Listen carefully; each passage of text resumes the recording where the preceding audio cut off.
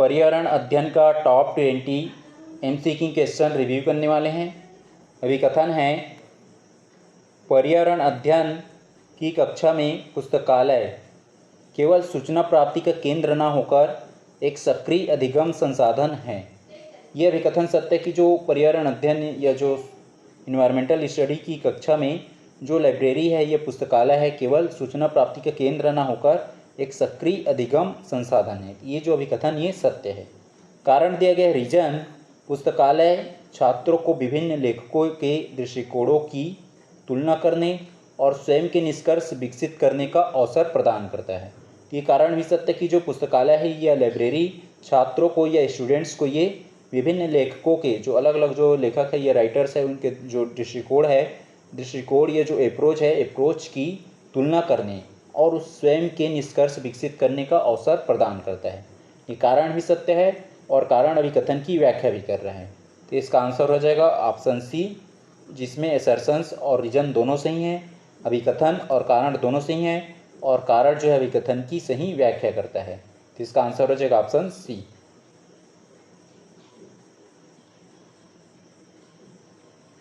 अभिकथन है, कक्ष में छोटे छोटे प्रयोगों का मुख्य उद्देश्य वैज्ञानिक परिणामों की सत्यता सिद्ध करना मात्र है। यहाँ पे मात्र मतलब ओनली क्या बोला जा रहा है, ओनली किस पे फोकस किया जा रहा है, जो कक्ष में छोटे छोटे प्रयोग या जो छोटे छोटे प्रयोग करते हैं, प्रैक्टिकल करते हैं, उनका मुख्य उद्देश्य या मेन पर्पज क्या है, वैज्ञानिक जो परिणाम है, जो वैज्ञानिक या साइंटिफिक जो रिजल्ट है उनकी सत्यता का सिद्ध करना ही है और कुछ नहीं है बोला जा रहा है। इसलिए जो अभिकथन ही असत्य हो जाएगा, रॉन्ग, जिसमें ए रॉन्ग होगा। इसके बाद कारण देख लेंगे, रीजन, प्राथमिक स्तर पर प्रयोगों के माध्यम से छात्रों में अवलोकन, ऑब्जर्विंग, रिकॉर्डिंग और व्याख्या करने की कौशल विकसित होते हैं। ये जो कारण सत्य कि प्राथमिक स्तर में यदि हम प्रयोग कर रहे हैं, प्रैक्टिकल कर रहे हैं, ये क्या होगा, इसके माध्यम से छात्रों में अवलोकन, रिकॉर्डिंग और व्याख्या करने के कौशल विकसित होते हैं। ये कारण सत्य है लेकिन अभिकथन असत्य है, रॉन्ग है। तो इसका आंसर हो जाएगा ऑप्शन सी, जिसमें सर्शंस गलत है, अभिकथन गलत है, लेकिन जो आर है वो कारण वो सही है। इसका आंसर हो जाएगा ऑप्शन सी।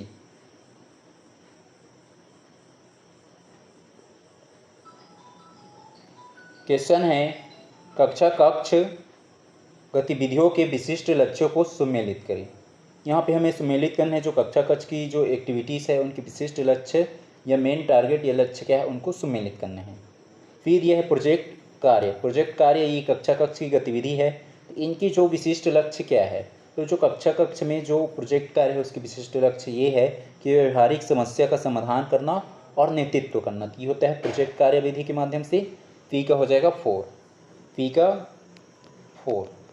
उसके बाद क्यों दिया है, चर्चा या डिस्कशन। तो जो है चर्चा या डिस्कशन जो एक्टिविटी है उनके माध्यम से, वो गतिविधि के माध्यम से उनके विशिष्ट लक्ष्य क्या निर्धारित हो सकता है। तो इसके विशिष्ट लक्ष्य क्या होगा, यदि हम चर्चा या डिस्कशंस पे फोकस करेंगे तो इससे होगा लोकतांत्रिक मूल्य और व्यक्ति का विकास होगा। जो लोकतांत्रिक मूल्य हो गया और जो व्यक्ति है इनका विकास जो किसके माध्यम से होगा, चर्चा के माध्यम से। क्यों का हो जाएगा 3, क्यों का 3 हो गया। उसके बाद आर दिया है पुस्तकालय का उपयोग। तो जो लाइब्रेरी है ये पुस्तकालय, उसका उपयोग क्या हो सकता है, तो उसका विशिष्ट लक्ष्य क्या है उपयोग करने के पीछे, तो उसका विशिष्ट लक्ष्य ये है पुस्तकालय का गहन चिंतन और स्वाध्याय की प्रवृत्ति। तो जो पुस्तकालय है या लाइब्रेरी है उसमें जो है गहन चिंतन, मतलब वहाँ पढ़ाई करके जो है उस विषय जो भी सब्जेक्ट या टॉपिक पे पढ़े हैं वहाँ पे गहन चिंतन कर सकते हैं उस विषय पे, और स्वाध्याय मतलब जो है सेल्फ स्टडी करने की प्रवृत्ति है या आदत है। तो हो जाएगा पुस्तकालय का उपयोग, आर का हो जाएगा 1। उसके बाद एस दिया है सर्वे। तो सर्वे का जो है विशिष्ट लक्ष्य क्या हो जाएगा, तो सर्वे का विशिष्ट लक्ष्य ये हो जाएगा सामाजिक समस्याओं के प्रति संवेदनशीलता। तो जो सर्वे करेंगे तो उसका विशिष्ट लक्ष्य क्या होगा, जो समाज की जो समस्या है उस समस्या के प्रति क्या होगा, संवेदनशीलता क्रिएट होगा। तो ये एस का हो जाएगा 2, एस का 2। पी का 4, जिस ऑप्शन में पी का 4 नहीं उसको हटा देंगे। ऑप्शन बी में नहीं है, सी में भी नहीं है, डी में नहीं है, केवल किस में है, ए बस में। तो इसका आंसर हो जाएगा ऑप्शन ए। उसके बाद क्यू का 3 है और आर का 1 है, एस का 2 है, तो इसका आंसर हो जाएगा ऑप्शन ए।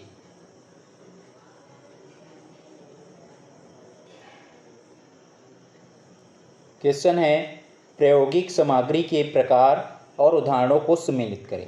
यहाँ पे जो है प्रायोगिक जो सामग्री है उनके जो अलग अलग टाइप है और उसका जो एग्जाम्पल है उसको सुमेलित करना है। फिर यह है अपशिष्ट सामग्री। तो अपशिष्ट सामग्री का जो एग्जाम्पल है उदाहरण क्या हो जाएगा, तो अपशिष्ट सामग्री का उदाहरण हो जाएगा पुराने अखबार हो गया, खाली बोतलें, ये सब क्या है अपशिष्ट सामग्री। ये पी का हो जाएगा 2, पुराने अखबार हो गया और खाली बोतलें, ये सब क्या है अपशिष्ट सामग्री। उसका जो नेक्स्ट दिया है प्राकृतिक सामग्री, तो नेचुरल जो सामग्री क्या हो जाएगा, नेचुरल रिसोर्सेज क्या हो जाएगा, जैसे पत्तियाँ हो गया, बीज हो गया, मिट्टी, ये सब क्या है प्राकृतिक सामग्री। ये क्यों का हो जाएगा 4, क्यों का 4। उसके बाद आर दिया है मानक उपकरण या स्टैंडर्ड टूल्स। तो जो मानक उपकरण के एग्जाम्पल में क्या आ जाएगा, जैसे हो गया मैग्नीफाइंग ग्लास हो गया, टेस्ट ट्यूब हो गया, ये सब क्या है मानक उपकरण है, ये हो जाएगा आर का 1। उसके बाद जो है एस दिया सांस्कृतिक संसाधन, तो सांस्कृतिक संसाधन में क्या हो जाएगा, जो स्थानीय कारीगरों के औजार, ये जो हो जाएगा सांस्कृतिक, सॉरी यहाँ पे जो मानक उपकरण में आ जाएगा आपका, हाँ ये मानक उपकरण में आ जाएगा, ये जो मैग्नीफाइंग जो ग्लास हो गया और टेस्ट ट्यूब ये किस में आ जाएगा मानक उपकरण में या स्टैंडर्ड टूल्स में। और जो सांस्कृतिक संसाधन या जो कल्चरल रिसोर्सेज में क्या आ जाएगा स्थानीय जो कारीगरों के औजार, ये जो है किस में आ जाएगा सांस्कृतिक संसाधन में, एस का हो जाएगा 3।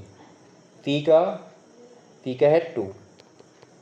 उसके बाद जो है क्यू का 4 है, ये क्यू का 4 और आर का 1 और एस का 3। वी का 2 जिस ऑप्शन में नहीं है उसको हटा देंगे, ए में नहीं है, सी में भी नहीं है, डी में नहीं है, केवल किस में है बी बस में, तो इसका आंसर हो जाएगा ऑप्शन बी, वी का 2, क्यू का 4, आर का 1 और एस का 3, तो इसका आंसर हो जाएगा ऑप्शन बी। क्वेश्चन है पर्यावरण अध्ययन में प्रोजेक्ट के पूर्ण होने के चरणों को तार्किक क्रम में व्यवस्थित करिए। अब यहाँ पे जो इन्वायरमेंटल स्टडी है उसके अंतर्गत जो प्रोजेक्ट के पूर्ण होने या कंप्लीट होने के जो चरण है स्टेज, उसको तार्किक क्रम में व्यवस्थित करना है। पहले क्रम पे क्या आ जाएगा, पहले क्रम पे आ जाएगा परिस्थिति का निर्माण करना या क्रिएटिंग सिचुएशन। तो सबसे पहले हम क्या करेंगे, जो परिस्थिति है उसका निर्माण करेंगे, तो हो जाएगा पहले नंबर पे परिस्थिति का निर्माण करना। परिस्थिति का निर्माण कर लिए, अब उसके बाद क्या करेंगे, योजना का चयन करेंगे, सिलेक्शंस ऑफ प्लानिंग। जो योजना है उसका चयन कर लेंगे, तो हो जाएगा योजना का चयन करना। योजना का चयन कर लिए, योजना का चयन करने के बाद क्या करेंगे, जो योजना हम चयन कर लिए, सिलेक्शंस कर लिए, प्लानिंग, अब उसका हम लोग क्या बना लेंगे, योजना की रूपरेखा, हम लोग आउटलाइन बना लेंगे, किसका, प्लानिंग का, तो हो जाएगा तीसरे नंबर पे। अब जो हम लोग प्लानिंग का आउटलाइन बना लिए, आउटलाइन बनाने के बाद हम क्या करेंगे, उसका इम्प्लीमेंटेशंस करेंगे, मतलब जो प्रोग्राम है या जो कार्यक्रम है या योजना है उसका क्या करेंगे आगे कार्यान्वयन मतलब उसका इम्प्लीमेंटेशंस करेंगे, तो हो जाएगा चौथे नंबर पे। अब हम जो है जो योजना बनाए थे, जो प्रोग्राम बनाए थे या प्लानिंग बनाए थे, उसको हम लोग क्या कर दिए, इम्प्लाई कर दिए, इम्प्लीमेंटेशंस कर दिए। उसके बाद हम क्या कर लेंगे, उसको लेखा जोखा मतलब उसका जो प्लानिंग है उसका रिकॉर्डिंग रख लेंगे, ये हो जाएगा कार्य का लेखा जोखा करना, ये हो जाएगा रिकॉर्डिंग रखना, ये हो जाएगा पाँचवें नंबर पे। पहले नंबर पे आ रहा है एल, दूसरे नंबर पे आ रहा है के, तीसरे नंबर पे आ रहा है एन, चौथे नंबर पे आ रहा है एम, पाँचवें नंबर पे आ रहा है ओ। शुरू में जिसमें एल नहीं है उस ऑप्शन को हटा देंगे, बी में नहीं है, सी में भी नहीं है, डी में नहीं है, केवल किस में, ए बस में, तो इसका आंसर हो जाएगा ऑप्शन ए, एल, एल के बाद के के बाद एन, एन के बाद एम, एम के बाद ओ, तो इसका आंसर हो जाएगा ऑप्शन ए।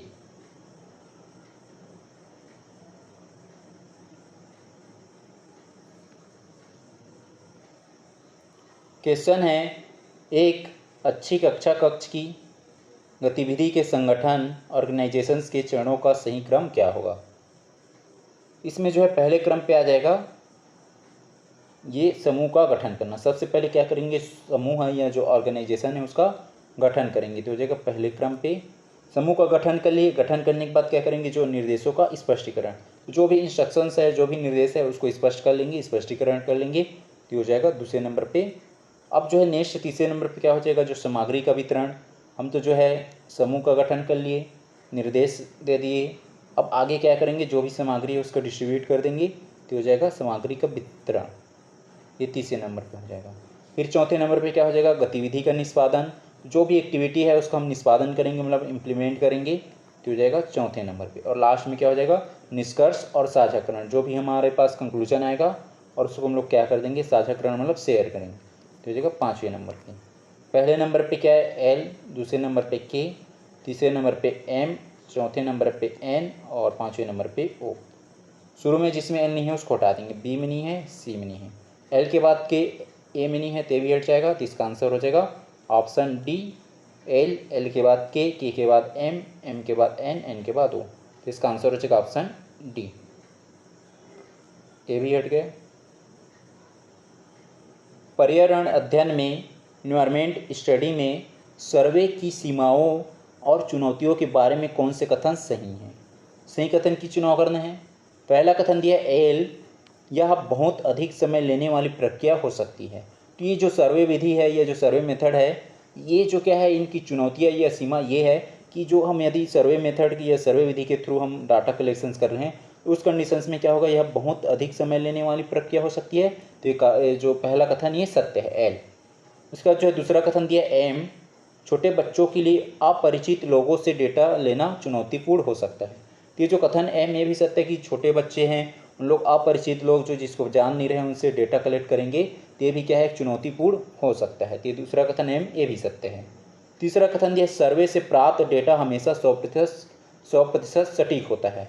तो ये जो है कथन एन असत्य हो जाएगा, क्योंकि जरूरी नहीं है कि हम जो सर्वे के माध्यम से डाटा कलेक्ट किए हैं या डेटा कलेक्ट किए हैं ये हमेशा 100% क्या हो, सटीक हो या सही हो। ये जो कथन एन ये असत्य हो जाएगा। उसके बाद जो है कथन ओ दिया है, इसके लिए शिक्षक द्वारा सूक्ष्म नियोजन की आवश्यकता होती है। तो ये जो है कथन ओ, ये भी सत्य है कि जो हम यदि सर्वे मेथड से डाटा कलेक्ट कर रहे हैं तो उसकी जो सीमा या लिमिटेशंस या उसकी चुनौती, ये भी एक कारण है कि इसके लिए जो शिक्षक द्वारा सूक्ष्म नियोजन या माइक्रो प्लानिंग की आवश्यकता होती है। तो जो कथन ओ, ये भी सत्य है। तो इसमें कौन कौन से कथन सत्य हो रहे हैं? कथन एल, कथन एम और कथन ओ। ये जो है एल, एम और ओ कथन जो है सत्य है। तो इसका आंसर हो जाएगा एल, एल के बाद एम, तो इसमें जो है ऑप्शन ही हट जाएगा और इसमें एम, एल नहीं है और ऑप्शन डी भी हट जाएगा। तो इसका आंसर हो जाएगा ऑप्शन सी, केवल एल, एम और ओ कथन सत्य है।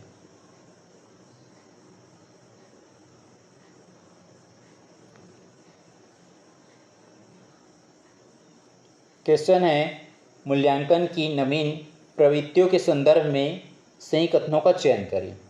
कथन एल दिया है, यह शिक्षण अधिगम प्रक्रिया का अंत बिंदु है। तो ये जो कथन एल असत्य हो जाएगा, क्योंकि यहाँ पे अंत बिंदु है करके बोला जा रहा है। मूल्यांकन जो विधि है ये मूल्यांकन की जो नवीन प्रवृत्तियाँ है उनके बारे में।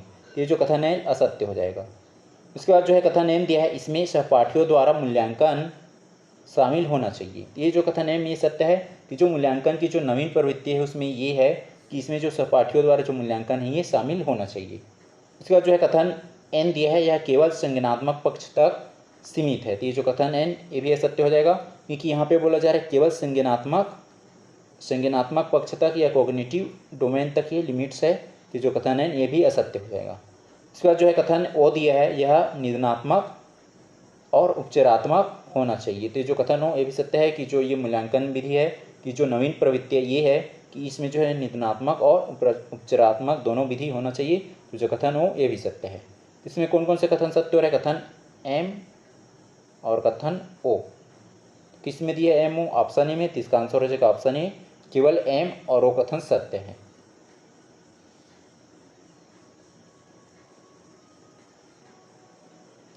क्वेश्चन है, एक अच्छे कक्षा कक्ष के मनोवैज्ञानिक वातावरण हेतु आवश्यक घटक है। तो जो है एक अच्छे क्लासरूम या जो है अच्छे जो है क्लासरूम के लिए जो मनोवैज्ञानिक वातावरण है उसके लिए क्या आवश्यक घटक है उसको बताना है। कथन एल दिया है, पुरस्कार और दंड का अत्यधिक प्रयोग। तो ये जो है कथन एल असत्य हो जाएगा, कि यहाँ पे बोला जा रहा है दंड का अत्यधिक प्रयोग, तो उससे क्या होंगे, बच्चे जो है डरा हुआ रहेंगे। तो ये जो है कथन एल, ये असत्य हो जाएगा। तो जिसमें एल है उसको हटा देंगे, ऑप्शन ए में है और ऑप्शन डी में है। तो ए और डी हट गया। उसके बाद जो है कथन एम दिया है, बच्चों की गलतियों के प्रति शिक्षक का सकारात्मक दृष्टिकोण या पॉजिटिव अप्रोच। ये जो है कथन एम, ये सत्य हो जाएगा कि यदि जो है बच्चों की गलती करते हैं तो शिक्षक का जो दृष्टिकोण क्या होना चाहिए, सकारात्मक या पॉजिटिव होना चाहिए। ये जो कथन एम, ये सत्य है। इससे क्या होगा, जो है मनोवैज्ञानिक वातावरण डेवलप होंगे बच्चों में। तो जो कथन एम, ये सत्य है। इसका जो है कथन एन दिया है, चुनौतीपूर्ण लेकिन प्राप्त करने योग्य लक्ष्य। तो ये जो है कथन एन, ये भी सत्य है कि यदि हम चुनौतीपूर्ण चैलेंजेस जो है कुछ भी हम टारगेट दे रहे हैं, लेकिन वो क्या होना चाहिए, प्राप्त करने योग्य होना चाहिए जो भी लक्ष्य या टारगेट दे रहे हैं। तो ये जो कथन एन, ये भी सत्य हो जाएगा। इसके बाद जो है कथन 9 दिया है, छात्रों के बीच स्वस्थ सहयोग ना कि गला काट प्रतिस्पर्धा।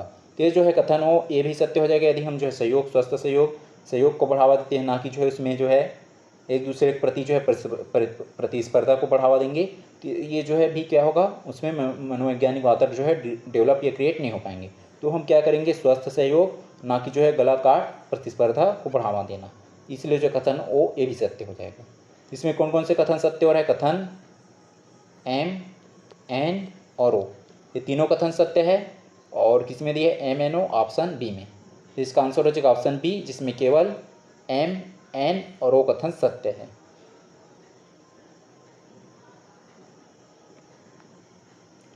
क्वेश्चन है, कक्ष में गतिविधि या एक्टिविटी का आयोजन करते समय प्रबंधन का सबसे महत्वपूर्ण पहलू क्या है।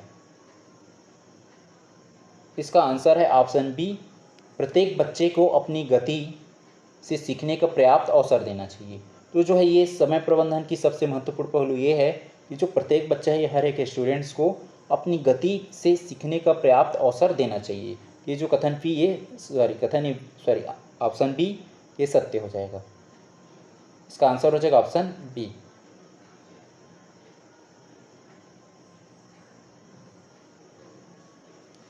क्वेश्चन है, पर्यावरण अध्ययन या एनवायरनमेंट स्टडी में चर्चा को प्रभावी बनाने के लिए ओपन एंडेड प्रश्न क्यों पूछे जाते हैं। अब यहाँ पे बताना है कि जो ओपन एंडेड जो प्रश्न क्यों पूछे जाते हैं किस विधि में, जो चर्चा विधि है उसको प्रभावी बनाने के लिए। इसका आंसर हो जाएगा ऑप्शन बी, ताकि जो छात्र अपनी कल्पना और तर्क शक्ति का उपयोग कर सके। ओपन एंडेड मतलब वहाँ पे जो कोई फैक्ट या ये नहीं रहेगा, मतलब ओपन एंडेड जिससे बच्चे जो भी प्रश्न पूछ रहे हैं उसका जवाब जो है अपनी कल्पना और तर्क शक्ति के माध्यम से उपयोग कर सके। तो इसका आंसर हो जाएगा ऑप्शन ए।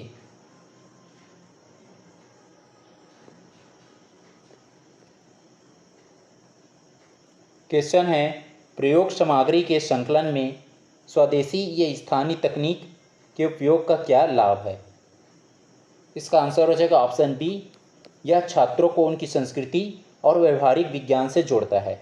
कौन जो है जो प्रयोग की यदि हम सामग्री संकलन कर रहे हैं, कलेक्ट कर रहे हैं, किस बेस्ड में, स्थानीय स्वदेशी तकनीक के माध्यम से।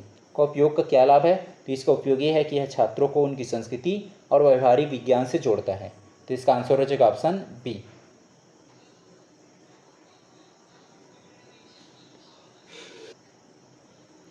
क्वेश्चन है, क्षेत्र भ्रमण के बाद कक्षा में फॉलो अप चर्चा क्यों आवश्यक है। इसका आंसर हो जाएगा ऑप्शन बी, भ्रमण के अनुभव को अवधारणाओं के साथ एकीकृत करने के लिए। तो जो है क्षेत्र भ्रमण के बाद जो है फॉलो अप करना यह चर्चा इसलिए आवश्यक है क्योंकि जो भ्रमण के बाद जो अनुभव है उस अनुभवों को अवधारणाओं के साथ एकीकृत करने के लिए। तो इसका आंसर हो जाएगा ऑप्शन बी।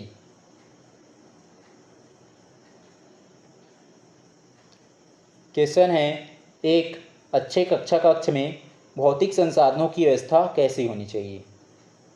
इसका आंसर हो जाएगा ऑप्शन बी, बैठने की व्यवस्था लचीली होनी चाहिए जिससे गतिविधि के अनुसार बदला जा सके। इसका आंसर हो जाएगा ऑप्शन बी।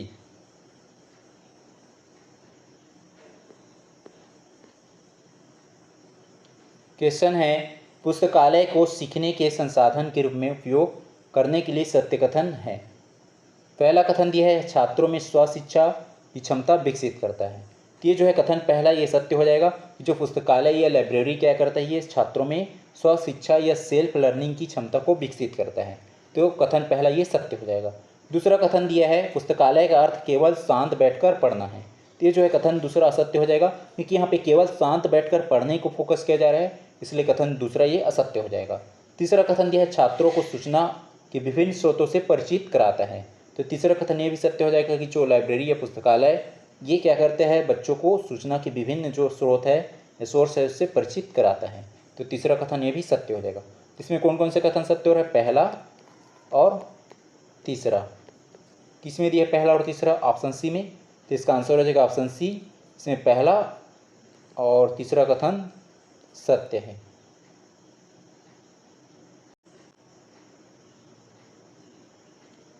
क्वेश्चन है, कक्ष में गतिविधियों के संगठन हेतु शिक्षक की भूमिका के बारे में सत्य कथन है। पहला कथन दिया है, शिक्षक एक निर्देशक डायरेक्टर के रूप में कार्य करता है। तो ये जो है पहला कथन असत्य हो जाएगा, क्योंकि जो शिक्षक है ये डायरेक्टर या निर्देशक के रूप में कार्य नहीं करता है, बल्कि यह सुविधा दाता के रूप में कार्य करता है। इसलिए जो पहला कथन ये असत्य हो जाएगा।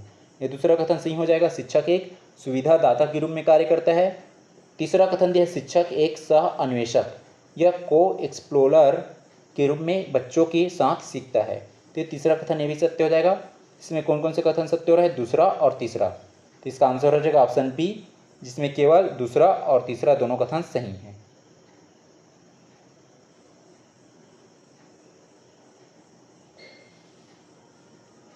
क्वेश्चन है, मूल्यांकन की प्रक्रिया में पोर्टफोलियो के उपयोग के लाभ है। पहला कथन दिया है, यह छात्र की क्रमिक प्रगति का प्रमाण प्रदान करता है। तो ये जो है पहला कथन सत्य हो जाएगा, क्योंकि जो पोर्टफोलियो का उपयोग का लाभ ये है कि जो छात्र की जो क्रमिक प्रगति है, प्रोग्रेस है, उसका प्रमाण प्रदान करता है। तो पहला कथन ये सत्य है। दूसरा कथन यह है, केवल छात्र के सर्वश्रेष्ठ कार्य को दर्शाता है। तो दूसरा कथन असत्य हो जाएगा, रॉन्ग, क्योंकि यहाँ पे जो पोर्टफोलियो है क्रमिक प्रगति को दर्शाता है, उसके मतलब प्रोग्रेस को शो करता है, ना कि केवल उसके सर्वश्रेष्ठ कार्य को। इसलिए जो है दूसरा कथन ये असत्य हो जाएगा। तीसरा कथन यह है, छात्र को अपने स्वयं के सीखने के प्रति प्रतिबिंब या रिफ्लेक्ट करने का अवसर देता है। तो तीसरा कथन ये भी सत्य कि पोर्टफोलियो का उपयोग का लाभ ये है कि यह छात्र को अपने स्वयं के सीखने के प्रति, अपनी जो स्वयं या सेल्फ जो सीख रहा है, लर्निंग कर रहा है, उसके प्रति प्रतिबिंब करने का अवसर देता है। तो तीसरा कथन ये भी सत्य हो जाएगा। इसमें पहला और तीसरा कथन सत्य है। तो इसका आंसर हो जाएगा ऑप्शन ए, जिसमें केवल पहला और तीसरा कथन सही है।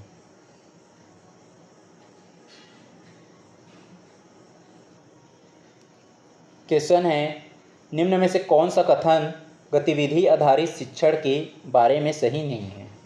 यहाँ पे बताने की कौन से कथन जो है गतिविधि आधारित जो शिक्षण है, एक्टिविटी बेस्ड जो लर्निंग है, उसके बारे में कौन सा कथन सही नहीं है, मतलब असत्य कथन की चुनाव करना है, गलत कथन की। पहला कथन दिया है ए, पहला ऑप्शन ए दिया है, यह छात्रों की सक्रिय भागीदारी सुनिश्चित करता है। ये तो सही हो जाएगा, ये सत्य है। दूसरा जो है ऑप्शन दिया है, यह पाठ्य पुस्तक पर निर्भरता को कम करता है। तो ये जो गतिविधि आधारित शिक्षण है, ये जो पाठ्य पुस्तक पर निर्भरता को कम करता है, तो ये भी इसका जो है सत्य कथन मतलब सही है। ये हमें सही नहीं है, मतलब गलत की चुनाव करना है, ना कि सही का। तीसरा कथन सी दिया है, ऑप्शन सी दिया है, यह केवल उन छात्रों के लिए है जो पढ़ने में कमज़ोर हैं।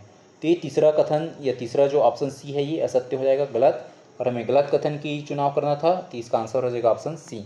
उसका डी दिया है, रटने की प्रवृत्ति को हतोत्साहित करता है, मतलब प्रमोट नहीं करता है, डीमोटिवेट करता है, बोला जा रहा है। तीसरा कथन, ये चौथा ऑप्शन डी में भी सही हो जाएगा। तो इसका आंसर हो जाएगा ऑप्शन सी, जिसमें बोला गया कि यह केवल उन छात्रों के लिए है जो पढ़ने में कमज़ोर है। हमें सही कथन की चुनाव नहीं कर, मतलब हमें सही नहीं है करके पूछा गया था, गलत कथन की चुनाव करना था। और गलत कथन या रॉन्ग कथन कौन सा है? ऑप्शन सी में है। इसका आंसर हो जाएगा ऑप्शन सी, ये रॉन्ग स्टेटमेंट है। तो इसका आंसर हो जाएगा ऑप्शन सी।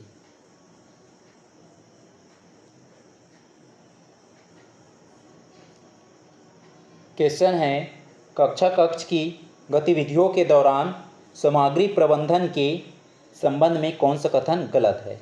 गलत कथन की चुनाव करना है किस कंडीशंस में? कक्षा कक्ष की जो गतिविधि है, गतिविधि मतलब एक्टिविटीज़ के दौरान सामग्री हम प्रबंधन कर रहे हैं, मैनेज कर रहे हैं, तो उस कंडीशंस में या उस संबंध में कौन सा कथन गलत है, मतलब रॉन्ग कथन की चुनाव करना है। यहाँ भी पहला कथन दिया है ए, ऑप्शन ए दिया है, सामग्री बच्चों की पहुंच के भीतर होनी चाहिए। तो जो भी सामग्री है वो क्या होना चाहिए? बच्चों की पहुंच के भीतर होना चाहिए। ये तो सत्य है, ये सही है। उसका जो है दूसरा ऑप्शन बी दिया है, सामग्री संकलन में बच्चों की सहभागिता नहीं होनी चाहिए।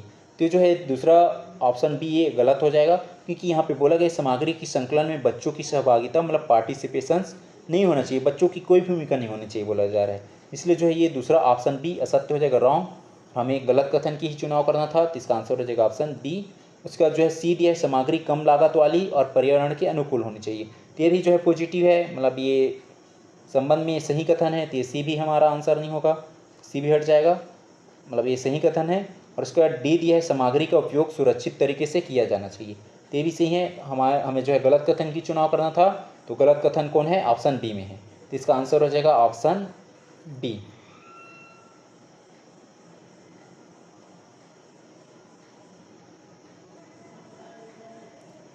क्वेश्चन है, निम्न में से कौन सा विकल्प सर्वे गतिविधि या सर्वे एक्टिविटी का उचित उद्देश्य नहीं है।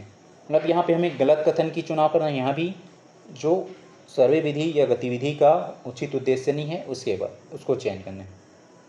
ऑप्शन ए दिया है डेटा संग्रह कौशल विकसित करता है या करना, तो ये तो सही है, पॉजिटिव है ये।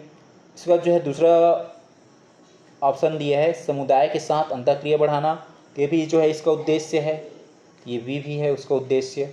सीधे छात्रों को केवल कक्षा से बाहर ले जाकर मनोरंजन कराना, ये जो है इसका उद्देश्य नहीं है। किसका जो सर्वे गतिविधि का उचित उद्देश्य नहीं है कि केवल हम क्या करें कक्षा से बाहर ले जाकर छात्रों का मनोरंजन करा रहे हैं, ये जो है इसका उचित उद्देश्य नहीं है, तो सी हट जाएगा, मतलब सी गलत हो जाएगा। और हमें गलत कथन की चुनाव करना था, तो इसका आंसर हो जाएगा ऑप्शन सी। उसके बाद डी दिया है वास्तविक समस्याओं का विश्लेषण करना, ये भी जो है क्या है सर्वे गतिविधि का उचित उद्देश्य है। हमें जो है गलत कथन की चुनाव करना था, मतलब जो उद्देश्य नहीं है वो, तो इसका आंसर हो जाएगा ऑप्शन सी।